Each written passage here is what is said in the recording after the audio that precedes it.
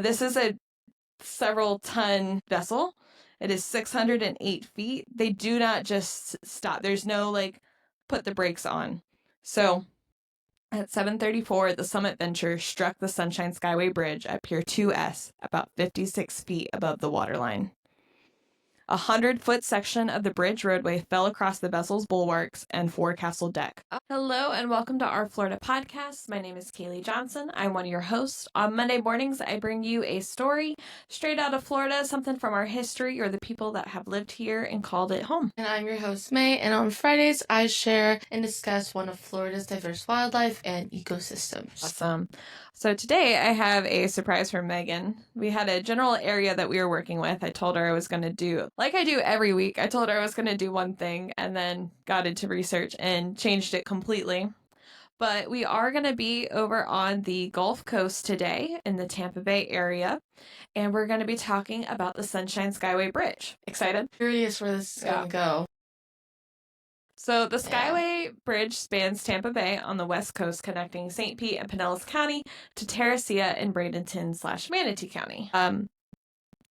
It's a very large suspension bridge with these cables. They light it up at night. It's very pretty. It's kind of become like the symbol of Tampa in Tampa Bay.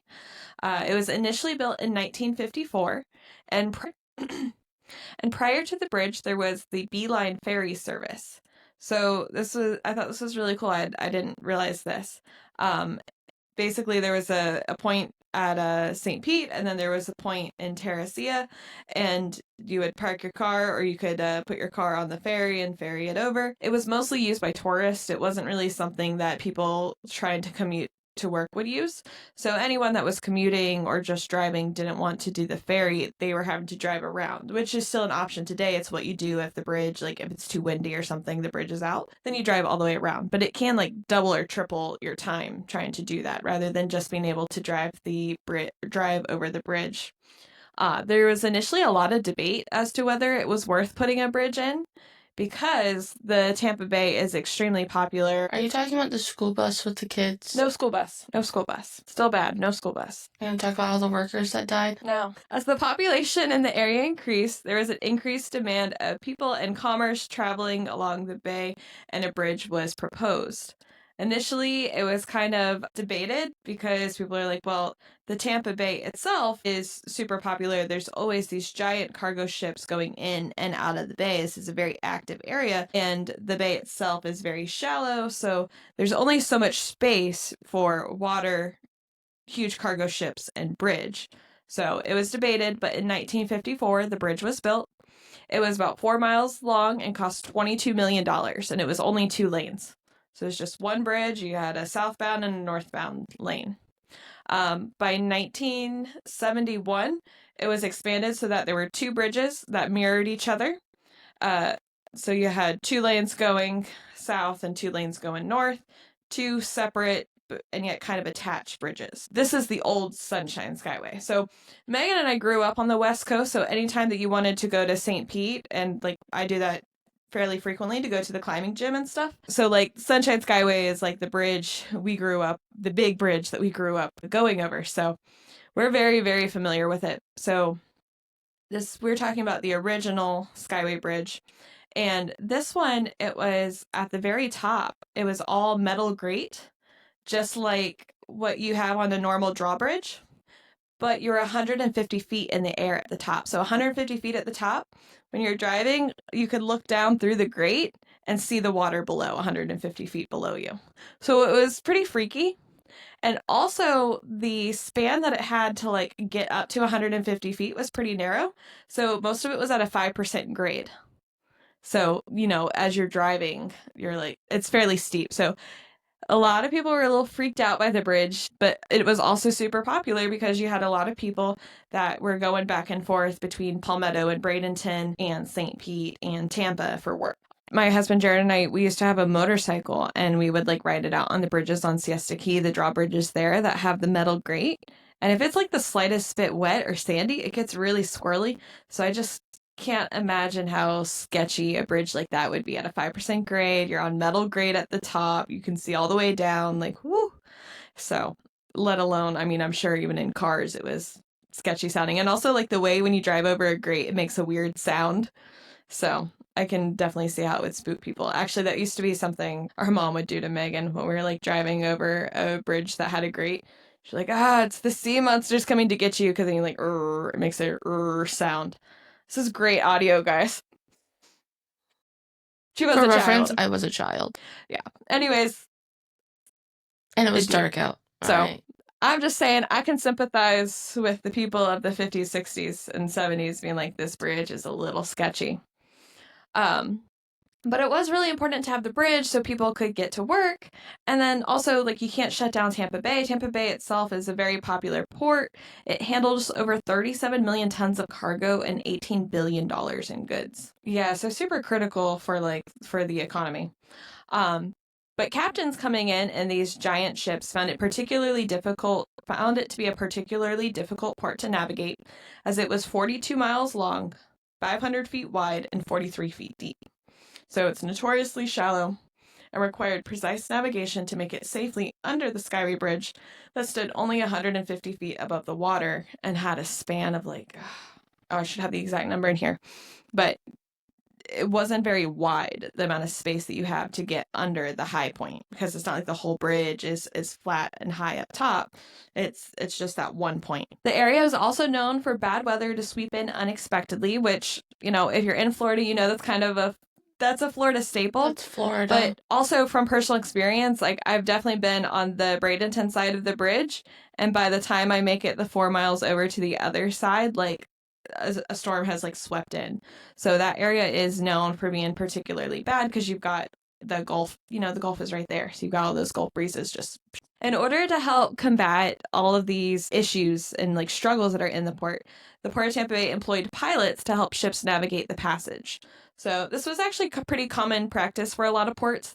The idea is that you have captains that are coming in from all over the world, and they don't know this port the way the pilots know the port. So if you have several pilots, the pilots will then board that ship, take over control, and navigate through these narrow channels, because, like, for this one, you have to line it up between these buoys or you don't make it, So they handle all of that. That way they're more familiar with the area and everything. And that's going to bring us to our story today. On May 6, 1980, the Liberian bulk carrier MV Summit Venture arrived at an offshore anchor near the entrance to Tampa Bay, Florida. The master waited for loading instructions for 3 days, they were going to be picking up phosphorus to take to Korea, which I understand that Tampa Bay is a port, but I don't really think about the fact that it's doing, like, commerce within the world. So this ship is a Liberian ship from Liberia coming to Tampa to pick up phosphate that it's then going to take over to Korea. Kind of mind-boggling. That seems so crazy. Also, Tampa is so small, I feel like, to me at least, and so it's like, why are we doing this? Which, I mean, it's a port, I get it, but it just feels like, I think it's a really good reminder of, like, oh no, our ports are really important, and there's, like, a lot of commerce that's happening outside of, the local small businesses that we're aware of. So they wait out anchored for 3 days, and 3 days later on May 9th at 4:30 in the morning, the pilot assigned to the ship made contact and inquired as to the visibility. In general, May 9th was a foggy and raining morning, and visibility was not favorable. He checked back in at 5 a.m. Visibility was 3 miles, and the decision was made that that was good enough and that they would proceed. At 5:43 a.m., Summit Venture's anchor was raised, and the vessel proceeded towards the entrance to Tampa Bay. The sky was overcast, it was dark, and there was some light fog. But to be fair, on a spring morning, like, that's not anything too crazy. That it's going to be a little bit foggy, a little bit rainy. The pilot, John Lero, and a pilot trainee boarded the pilot boat around 5:45 for the 45-minute ride to the Summit Venture. The pilot, John, and there's a pilot in training. They get on this little boat, and then they go out to this giant shipping vessel and climb up on there and then become, take over as captain responsibilities. So they arrived alongside the vessel at about 6:20 in the morning. To safely navigate the Skyway, ships go from the Egmont Channel to the Mullet Channel to the Cut A Channel. So I sent you a map this morning. I'm going to be sending you pictures in phases. Yeah, so that we can kind of see what we're talking about as we go along. So there's these 3 different channels, and you have to line them up perfectly between the buoys, making this 18-degree turn. That way these giant ships can pass below the Sunshine Skyway Bridge. Otherwise, there's no way to pass. Oof, it sounds so really incredibly annoying. stressful. And also, like, you know, as you're going along, you have to communicate with other ships too, because it's not like just one ship is coming in. Other ships can be approaching. You also have personal vessels and all of that. So I think, you know, think about it like an airport where you've got planes coming in, and it's all extremely important that things are precise and timed well. So the pilot and student pilot made contact with the tugboat operator that was coming into their path, and an agreement was reached that the Summit venture would continue, and so they did. So tugboat's there, tugboat stays behind because they're smaller. Actually, I don't even know why the exact reason. I think Summit Venture is just moving faster. So like, you go, we'll stop. Summit Venture came abeam buoy 11, and a light rain shower was encountered. And the pilot requested the master to post a lookout and an anchor watch at the bow in anticipation of reduced visibility. So at this point, they're just starting to get lined up, and a light rain shower comes in, so he sends people out to be physically posted, to be looking for the buoys, and to be ready to drop anchors if they need to do anything, make any quick moves. As the vessel passed between buoys 13 and 14, buoy 13 was seen visually and verified by the pilot. The pilot testified that the rain had increased from a slight drizzle around buoy 11 to just rain, but not heavy rain. Buoy 16 was in sight, and they could also see buoys 15, 16A, and 2A, along with the Sunshine Skyway Bridge, were displayed clearly on their radar. So along the ship, you've got everything that you can see with your eyes, and then there's also a radar system that's picking up. And right now they have the radar set at the 6 nautical mile range, so they, in theory, can see within 6 nautical miles. So all of the upcoming buoys are on their radar.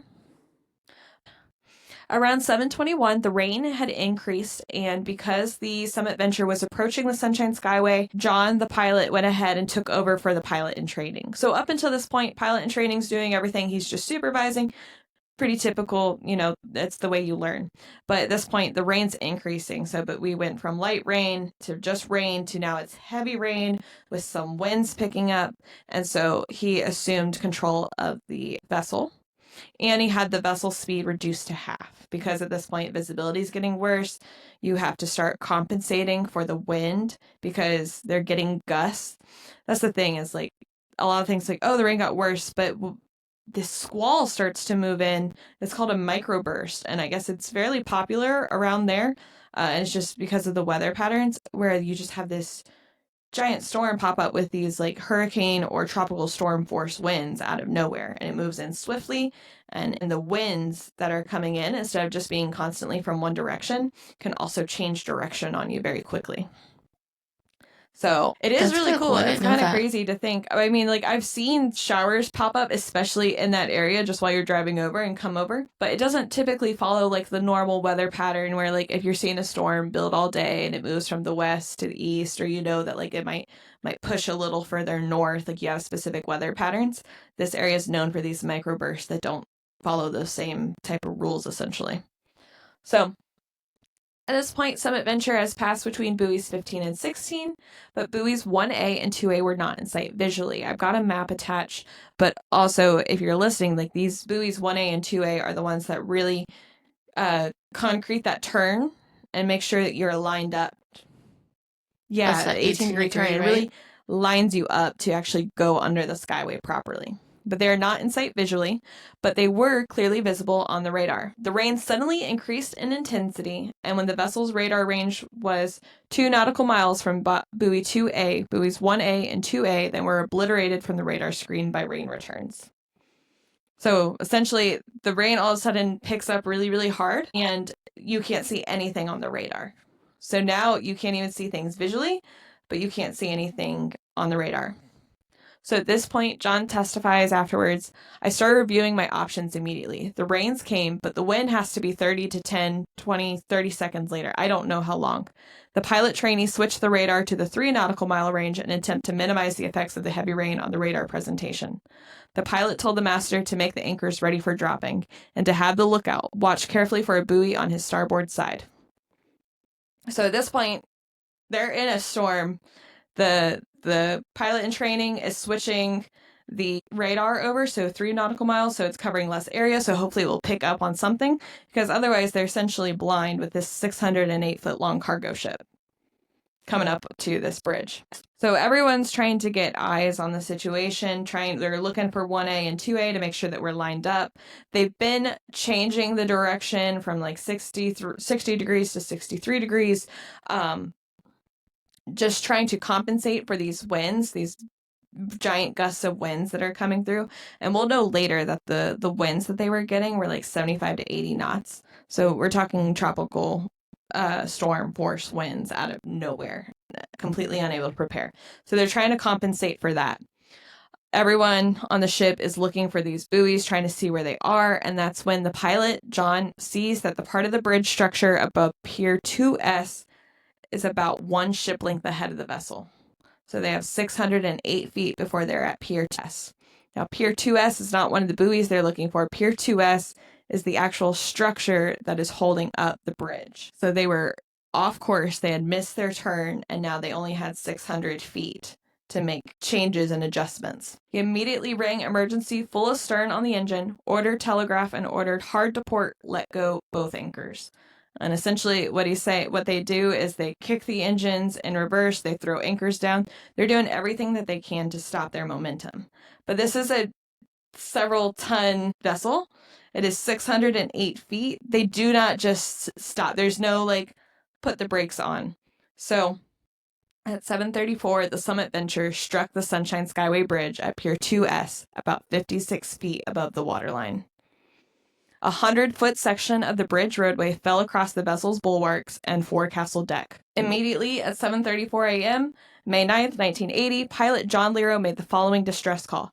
Mayday, mayday, mayday, Coast Guard, mayday, mayday, mayday, Coast Guard.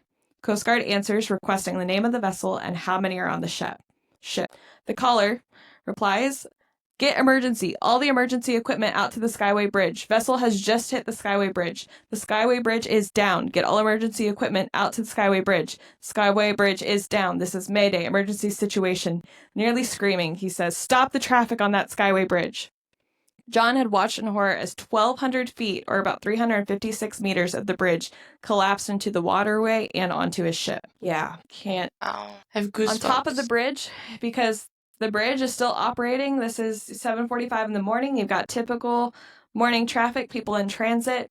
On top of the bridge, a witness who may have been driving the last vehicle to safely cross the span reported seeing the vessel and realizing that it was on a collision course with the bridge when his vehicle was a short distance south of Pier 1S in the right traffic lane.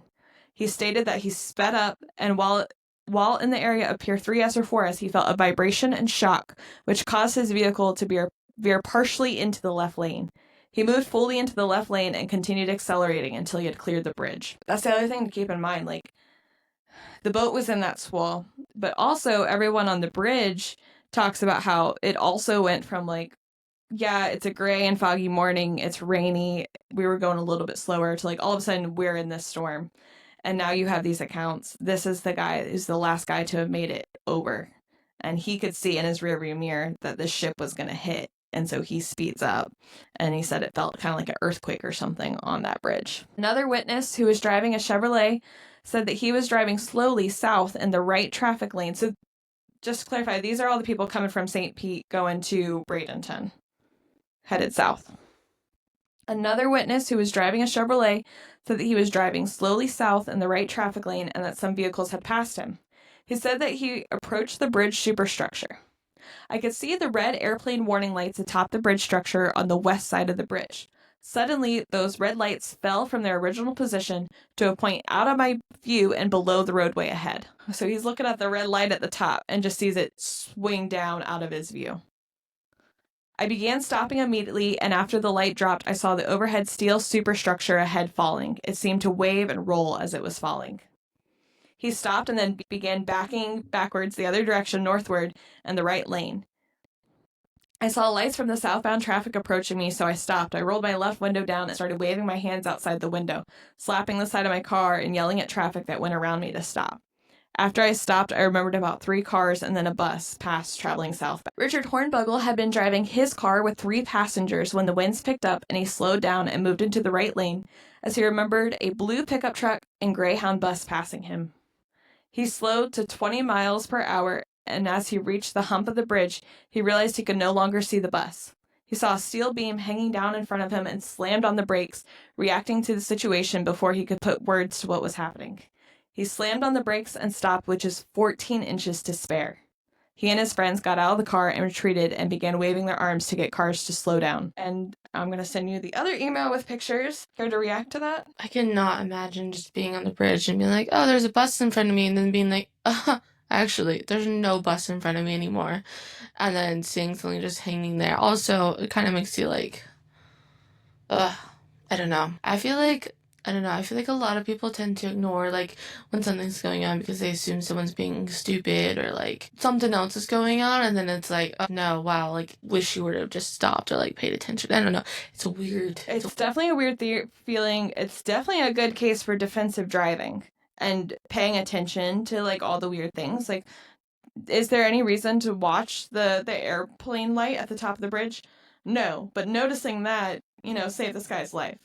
Noticing that, like, there should be a bus in front of me, even if I think they're stupid for passing me right now or what, like, whatever.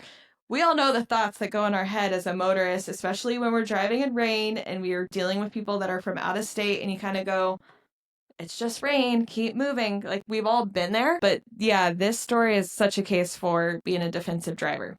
So I just sent you some emails. What picture are you looking at? Oh, wow. The one with the one black and white, where most of the whole section, like, more than half of it's just gone. Yeah, so that's the picture where the 1,200 feet has just fallen. It's just gone.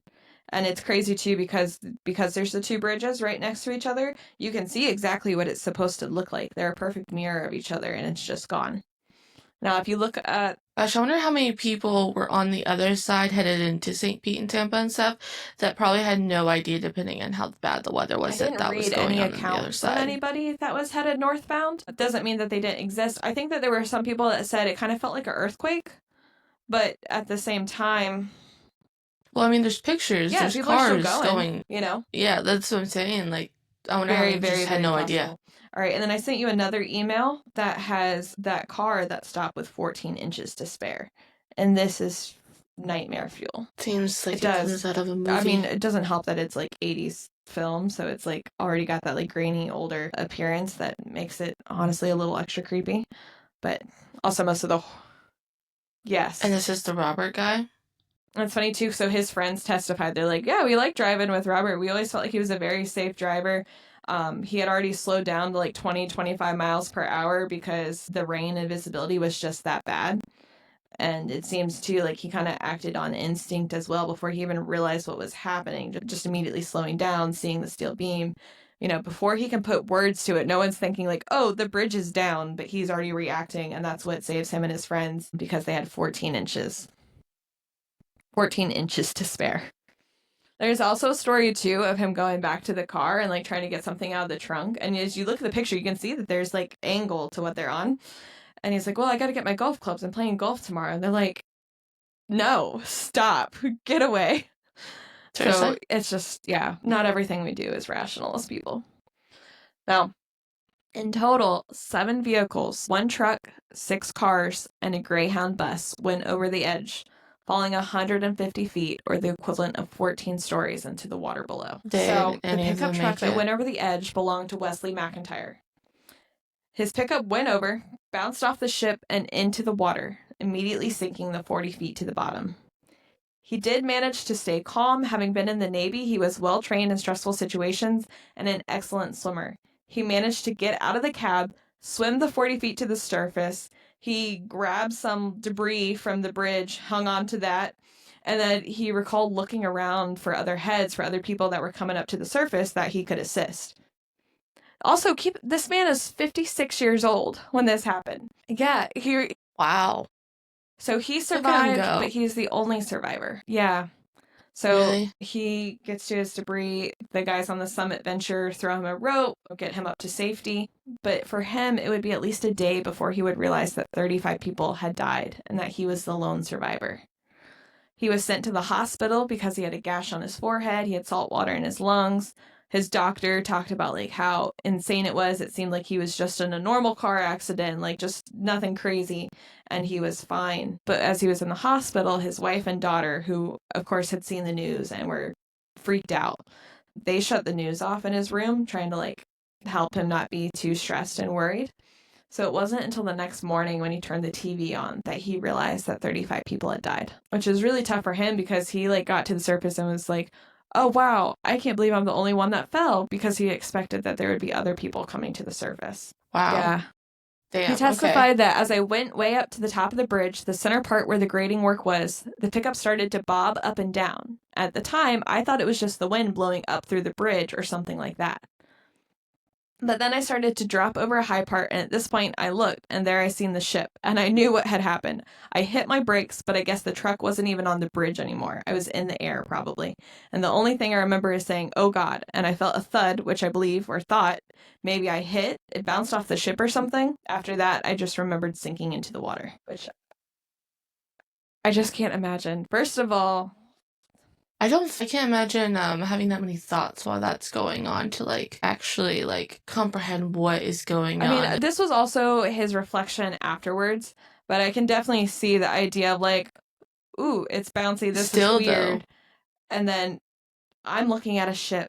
I am looking at a ship in water. Oh God. Which, much more tame than I think what I would say, but yeah. This actually wasn't his first time narrowly escaping death. So as I started researching this, I found that like so many of these, there's so many different parts to this story and so many different stories to tell. And I found a newspaper article that was actually about him, as he was the only survivor. He had a history, like everyone kind of called him a cat, like he had 9 lives or something. He had narrowly escaped death multiple times, including on June 6, 1944, during the invasion at Normandy. McIntyre's landing craft came under attack, and he was the only one not killed. After the accident, he struggled initially to go swimming, even in a pool. His daughter talked about, like, really having to convince him to go swimming in a pool, and he also always went out of his way to avoid bridges. Yeah, I think definitely. I would too He after really that. struggled, too, with survivor's guilt as, like, a form of PTSD, as I can imagine you would, of course. And he has a quote here saying, and I think this is such a good point about mental health. They said, "You're not hurt. If I were sitting here with a leg missing, well, then you'd say this poor guy got hurt. When you're mentally hurt, people can't see that." He also, That definitely says he a lot never was more, able to like hold down a job after that. He never really went back to work. I mean, he was 56. He was close to retirement age and everything. But it was a decision that he really struggled with. There were a lot of interviews with his daughter talking about the way that he really struggled in the years after that. He also said, "I was scared D-Day, but I didn't realize it. I remember great big guys crying. After all I went through in the service, the Skyway seems to be bothering me more than anything. For 4 years, I felt like I was to blame. I'd wake up at night and get mad. I'd swap it. I'd rather go through D-Day again, but then go over that stinking bridge." Which, yeah. He ended up dying of bone cancer 9 years later. Yeah. But I still think it's such a amazing story that like he fell. It seems like the thing that really saved him was bouncing into that ship because it kind of like broke up the fall, as crazy as that sounds. And then also just he was such a good swimmer, Like I don't think most people, especially most like 56-year-olds, could have swam 40 feet up to the surface, got themselves out of there, stayed calm in that situation. So obviously his time in the Navy. I was gonna say we would not be No. swimming at 40 feet. I'd like to think we would. I don't think we I would. don't think so. Yeah. All right. So shortly after the Mayday call, search and rescue teams were on the scene. Divers dealt with difficult and unsafe conditions. A steel beam hung above, pointed down like an arrow. And then you also had the bridge with the car on there that's just hanging out there. So we still didn't know how secure the bridge was. You didn't know if there was going to be another storm coming through. There was actually a good chance that there was going to be another storm coming through. And they needed to cover 1,000 feet span where the bridge had fallen. And also, like, you still have currents and wind and stuff, so things could be moving around. Shortly after the Mayday call, search and rescue teams were on the scene.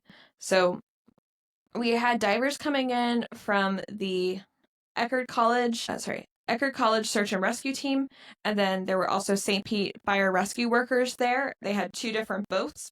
It was a really unsafe conditions for the divers as well, because you have an active scene where things just happen. We don't know how secure the bridge is. Stuff could still be falling. There's actually even pictures of this metal beam just hanging down like an arrow that could fall at any time. So extremely dangerous. On top of that, you still have the bridge that's like at an angle where that car is sitting. So they're dealing with all of that up above.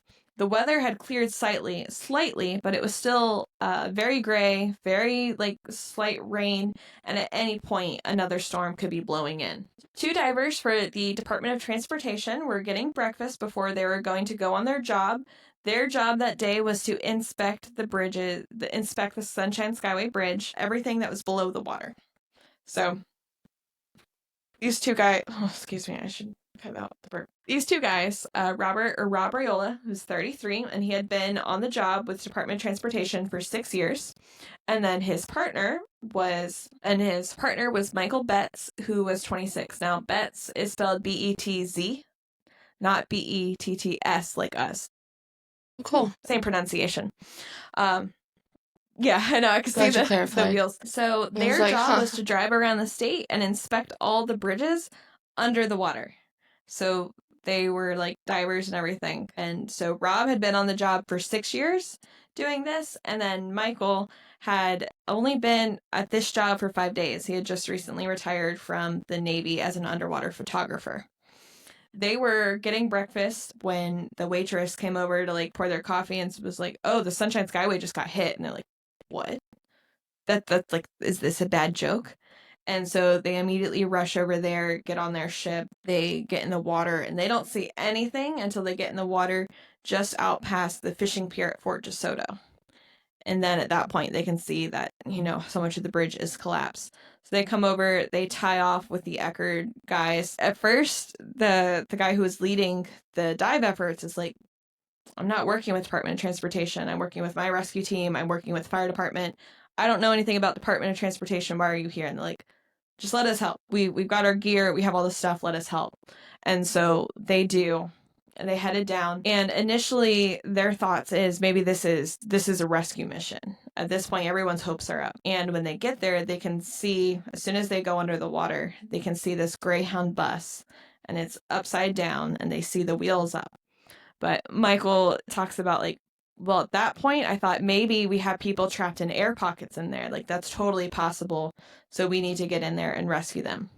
As they go further in, they realize that the entire top of that bus had been shorn off and that there would be no survivors and that this was just a recovery mission rather than a rescue. That is such a hard day. Yeah, I thought it was really interesting. You had a lot of veterans involved in this story. Rob was a veteran, so he talks about as he's, so what they do is they set up like a line. So Rob goes in, gets 2 bodies, brings them out, gives them to Michael. Michael takes 2 bodies and gives them to the search and rescue teams. They get them on the boats because the idea is we need to get as many people out of here because we don't even know who's fallen in. We have no way to identify people. We have no idea, no way to alert families and friends. The idea is to get as many people out as possible before the weather moves in and before the situation gets more dangerous. So, like, one of the first people they get pulled out is the bus driver. So Rob had experience. He was a Vietnam veteran, and he had seen, friends and people die in combat. His thing and like the way he handled it was, in his head saying a small prayer for everyone that he was pulling out. Michael talked about he had been in the Navy, but he hadn't seen combat. So he's like, I couldn't look at their faces. I held everyone to their back and came out that way because I had to keep moving. There was no time to handle or process. So I don't know how to, I'm not trying to draw any sort of like moral conjecture or any way that things should be. I just think it's amazing what search and rescue personnel do, especially, it's always amazing when we have these really cool stories of people that survived, but it's also so important that we have people that are doing these recovery missions and what that means to the family and also the mental and emotional toll that takes on them. So the bodies were loaded up on the boat. They were able to get a lot of people out. They were not able to get everybody out because then the weather moved in again. The bodies were brought back to the fishing pier at Fort DeSoto, which had been set up as a first aid station, but really became a morgue site. Authorities worked to identify bodies. Any bags or any identification that could be found was grabbed. In total, 35 people died that day. So from there were a lot of questions as to what went wrong, who's to blame, and how can this be prevented in the future, because obviously this is just such a terrible, terrible tragedy. So there's a lot of blame and conjecture being thrown around, as there should be. Like, if there are things that can be done to improve and prevent this, we should be acting on that. Or maybe the people that said we shouldn't have a bridge were right. Like, we need to acknowledge that there should not be any situation where 35 people are just dying. I think it's also crazy, and I didn't get into this as much as I initially thought about, just because too many rabbit holes to go down. This was actually the third accident involved on the Skyway Bridge in the last 4 months at that point. So prior to this, in I think it was January or February, there had been a ship that hit one of the piers, but not causing like any crazy damage, just some repairs needed to be done. So there had already been a warning sign there.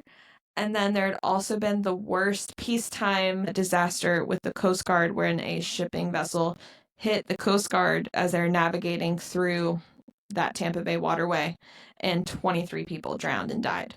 So this is the third tragedy in 4 months that has happened here. So tensions are extremely, extremely high. And you can hear when you look at the original coverage, like the 1980 coverage, the day of, the day after, like that's what people are saying. Like, what's happening? Why is this going on? And so initially, a lot of people blamed the pilot. His license was taken right away by the board, and he received a lot of hate, which I think the license being rescinded is very typical until like a full investigation is done. I would imagine like that's kind of, we don't know what happened. You are the one in charge, so therefore we are going to take you out of this situation until we know everything that went on. But public opinion was extremely unfavorable of him. He received a lot of hate. He was getting death threats. He had to be like holed up in a hotel room with his wife and child. He had accusations thrown against him as being an alcoholic. There was also a lot of slander about him being from New York, like people just hating that he was from New York. Also, he was accused of being a homosexual as an insult, as like a, judgment on his character, which is just really messed up. And also, like, that was the 80s. That wasn't that long ago. And I even saw one report that said his Irish setter, his dog, was taken from his house and held captive for 3 days and treated poorly before being returned, like shaved as a warning. Which is really messed up. Don't take stuff out on people's dogs or families, y'all. But he was clearly going through a lot. Everyone that knew him and was around him said that he was just racked with guilt, as I can only imagine you would be, whether you did everything or not, like everything right or not. If you're a sane person, you're going to feel guilt that 35 people died and that you literally had to sit there and watch it happen as people just drive off a bridge that does not exist. He was put on trial, of course, but ultimately found that he had acted reasonably in the situation that he was given. And I found a documentary that talked about his trial more than anything. I didn't realize that that's what the documentary was. If you're interested, you could watch it. I don't actually highly recommend it.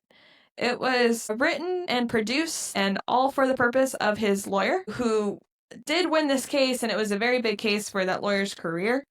But I didn't feel like it did a very good job of covering the event or even covering the trial, short of saying that, like, we shouldn't, like, it was such a bad trial and it was slander and we won. So I don't really recommend that. But there is a lot more information if you are interested in that case. He was exonerated. He was given his pilot's license back, but shortly thereafter the trial, he was actually diagnosed with MS, and that stopped his piloting completely because of the physical symptoms he had. He did continue teaching, struggled immensely with guilt and his health issues. But from what I could see, it seems like he tried to give back as much as he could, teaching up in New York and trying to raise the next generation of pilots and captains to be as safe as possible. So if he's not to blame or is acted reasonably, then there's still questions, because just because it didn't fall on this one person, what happened and why was it so deadly, and could it be prevented? Should we rebuild the bridge? Can this be prevented in the future? So one of the main questions was the weather. So this was a critique of both the National Weather Service and a critique of John. Like, why would you go out if the weather was so bad? And the defense to that was, well, when I started, it wasn't that bad. You know, it was foggy and rainy, but like, if we didn't do anything on foggy mornings aren't anything crazy. And there weren't any weather warnings, but they're like, oh, National Weather Service did send out a warning. The warning that National Weather Service sent out was at 8:30 a.m. and the collision happened at 7:34. So the National Weather Service was 1 hour late. And I saw pictures of the radar. It is crazy. It's just this dark red swirl that comes into that area at 7:34 and then leaves. So it really was, in the trial, everyone's calling it an act of God. But I do think it was like a very outlying situation that you just don't necessarily typically see. But there was a warning, but it was an hour late. I mean, that's honestly more like 2 hours late at that point. I mean, it's late compared to like when they got on the ship. Like at 6:30, they started and anchored up and started moving. But there were actions that like you could potentially stop further out in the channel. But everything just happened so quickly. At the point that the weather got bad, they were already approaching. They thought they were in the channel. Like all of the reasoning and rationale behind what they were doing was good. But there were a couple factors that also played into it. So the ship at this point was empty. So it was actually sitting 35 feet higher in the water, and that made it act more like a sail. And like when you look at the map, they weren't that far off from the channel. They had just basically been pushed sideways, up and to the right. So then they no longer made it. They were no longer within those buoys. If it had been loaded with cargo, it would have been sitting lower in the water and would have been less able to be pushed off course. So the other question is did this accident have to be as deadly as it was? Like, no matter what, the boat was going to hit the bridge was going to fall. That's terrible. But the motorists had no idea what had happened. Why was there not a system of lights saying that the bridge was out so that people could stop further up ahead? Instead, we were relying on people and picking up on the little cues like the light falling or like the steel beam, the bus not being in front of them to stop. And that means that those people, like that's the bus that went over, like they didn't have any of those warning systems. So why was that not in place? It's a very, very simple fix that could have saved many lives. So all of these things were taken into consideration, and the new bridge was started in 1983. It was actually hotly debated as to whether it was a good idea to have a bridge put in again or not. Because, like I said, we've had all these different accidents in the last several months. Do we want this bridge? Is this something we can prevent? Ultimately, it was decided it was worth it for the moving of people and commerce. And so it was started in 1983 and 1987. Now, it does have some additional safety features. So we did learn a little bit from this and we have made some different changes. So the bridge itself is the most recent? Yep. Yeah, this is the Skyway Bridge we have always driven over our entire lives. All right, so the new Skyway Bridge, it sits 180 feet above the water instead of 150, so you have an additional 30 feet at its tallest point. The grade on it is gentler, so they made the whole thing longer so that the grade is a little bit less steep. It's still fairly steep, but it's definitely less steep. Along the channel, there are these concrete barriers, which are called dolphins, that mark the channel and mark the bridge. That way it can prevent any bridges just immediately hitting the piers. They'll hit those first. They can absorb a lot of the impact. And it is important that we have those because every single one of them has been hit by a vessel. Including, it was supposed to open on like April 30th, 1987, and on April 29th, a shrimping vessel ran into one of them, had to be towed out, and immediately sank.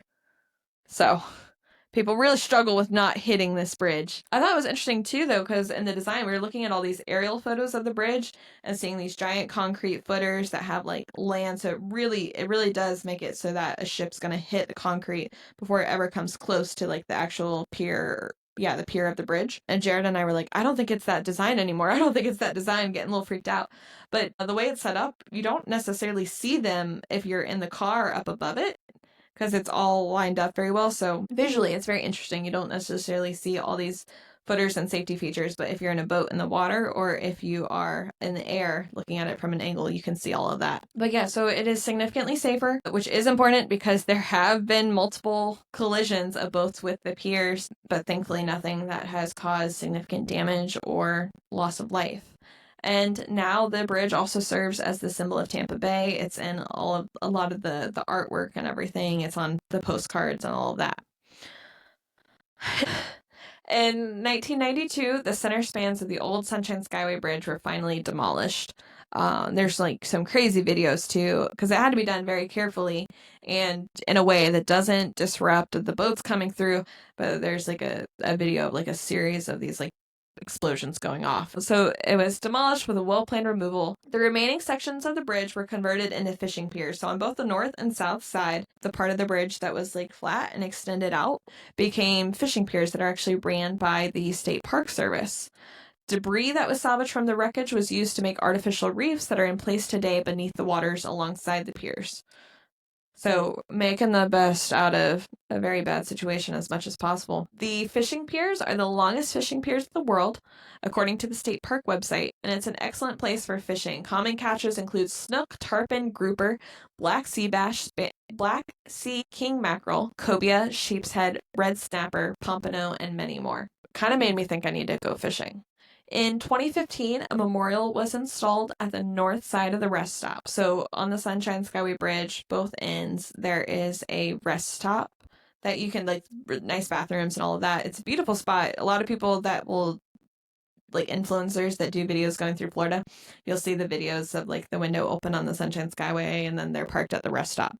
On the north side rest stop, there is a memorial that was dedicated in 2015 that commemorates the 35 victims and the heroic efforts of those to save and recover. And I've actually been there. It's really beautiful. It like looks out over the bay. You can see Fort DeSoto to the right. You can see the Skyway to the left. Also over there, there's a memorial for the Coast Guard ship that was sunk a few months before. And I'd like to go ahead and take a second to recognize the victims. Dwayne Adderley, 21 of Miami, Alfonso Blige, 22 of Miami, Myrtle Brown, 58, Willis Brown, 57, both of St. John's, Newfoundland, John Calloway Jr., 19 of Miami, John Carlson, Doris Carlson of Pinellas Park, Leslie Coleman Jr., 52 of St. Petersburg, Charles Collins, 40 of Tampa, Michael Curtin, 43 of Apollo Beach, Laverne Daniels, 20 of Miami, Sandra Davis, 34 of Boardman, Hildred Deitch, Hildred and Harry, 68 respectively, of St. Petersburg, Sharon Dixon, 21 of Miami, Brenda Green, 19 of Miami, Robert Harding, 63 of Glens Falls, New York, Gerda Hedquist, 92 of Charlotte Harbor, Aubrey Hudson, 62 of St. John's, Newfoundland, Phyllis Hudson, 58 of St. John's, Newfoundland, Louise Johnson, 59 of Cotulla, Georgia,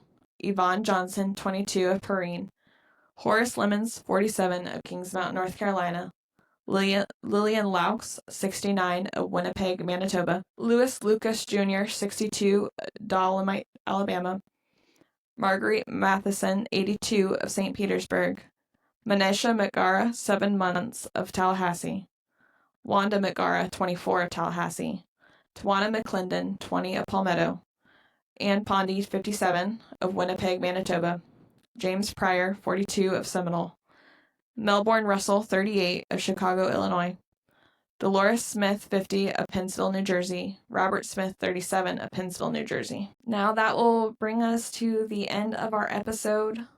Sorry, I know this one is a bit of a bummer, but do want to recognize the 35 victims. Unfortunately, I don't have very many personal stories of who they were or what they were doing. I know that the bus was heading from Chicago to Miami, and that's part of how you have, such a variety of people. I definitely highly recommend if you're ever on the Sunshine Skyway, taking a second to stop at that rest stop. It's completely free, and, take a second to pay respect to the victims that fell there. And also, I really appreciate all of the people that acted so quickly on the search and rescue and, did everything that they could to make the best out of an extremely difficult situation. And I'm really grateful for the lessons that were learned in the designing of the new bridge.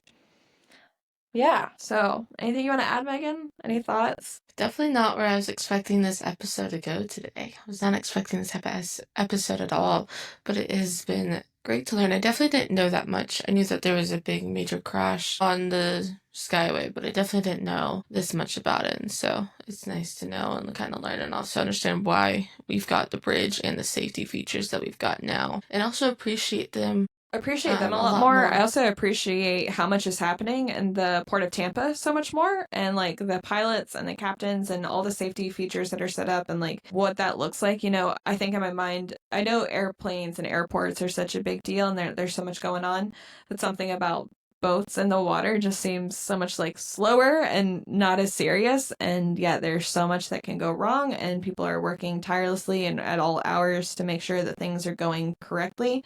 So really a lot more appreciative of that than I ever realized. It's definitely a really impactful story. I think I had heard about it. Like I had heard family members mention it briefly. We were both under the impression that like maybe there was a school bus or something, which I mean, it's such a shame for all the victims. So it's never like, oh, I'm glad it's this and not that. But I am glad it wasn't a school bus. It'd be a very different element to the story. I actually was talking to our grandparents last night and told them what this episode was about, and they both very, very distinctly remember the day that it happened. Grandma talked about it was such a foggy morning. It was such a foggy morning. I was so glad I wasn't on the bridge at that time. I was actually driving up to, I was using the bridge. I was driving up to Clearwater fairly regularly for Tupperware. Um, yeah, so it definitely had an impact on everyone that was here during that time and still does. And actually, this year will make the 45th anniversary of it happening. So, yeah. Okay. Now, on that note, Megan, do you want to leave us a hint for what we're going to be covering on your episode on Friday? So, on Friday, this week's episode will actually still take place on Tampa specifically, but in the Gulf. So, it's going to be about a harmful algae. Ooh, I wonder what that could be. Right? All right, guys. Thank you. If you enjoyed today's episode and would like to hear more stories like this, or if you're like, no, talk about the ancient fort, so much better, send us an email about what you want to hear about at our Florida podcast at gmail.com. We'd love to hear from you. If you learned something today, please go ahead and share with a friend, and you can like, follow, subscribe, see the videos on YouTube for all the pictures, or listen wherever you listen to podcasts. Thank you so much, guys. We appreciate it. Bye.